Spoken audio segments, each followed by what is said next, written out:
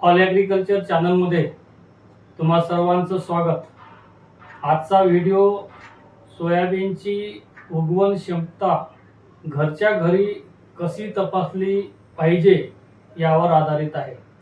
बरेचसे शेतकरी आपल्या घरचं बियाणं उगवण क्षमता न तपासता पेरतात, त्यामुळे त्यांना तुबार पेरणीचं संकट त्यांच्यावर ओढवते आणि हे संकट आपल्याला ओढवू नये म्हणून घरच्या घरी आपल्या सोयाबीनच्या बियाण्याची उगवण क्षमता तपासणं हे गरजेचं असते।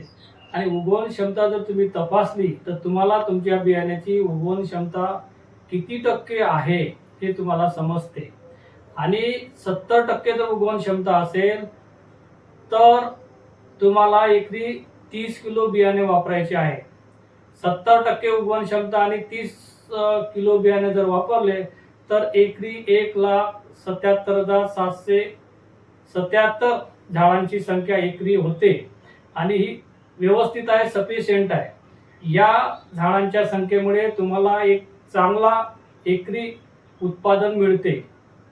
तर हे उगवण क्षमता कशा पद्धतीने आपण तपासली पाहिजे।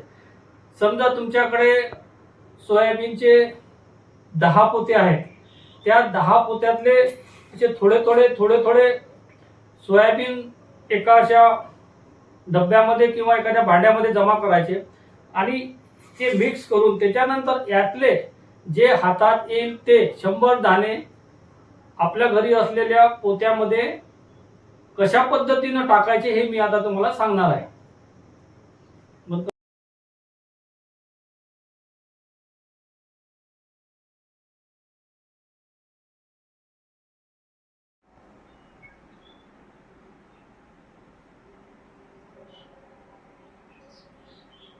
10-10ची एक लाईन अशा करून 100 बिया आपण याच्यावर अशा पसरलेल्या आहेत।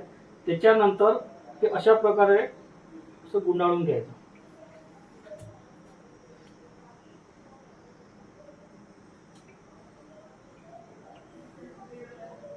गुंडाळल्यानंतर त्याला असं दोरीनं बांधून घ्यायचं।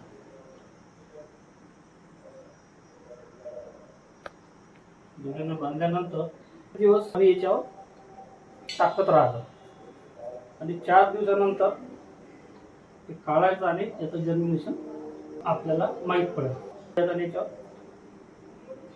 थोडं त्याचा ओलावा कमी झाला की पाणी ठेवायचं आणि असं सावलीत अशा पद्धतीने ठेवून द्यायचं।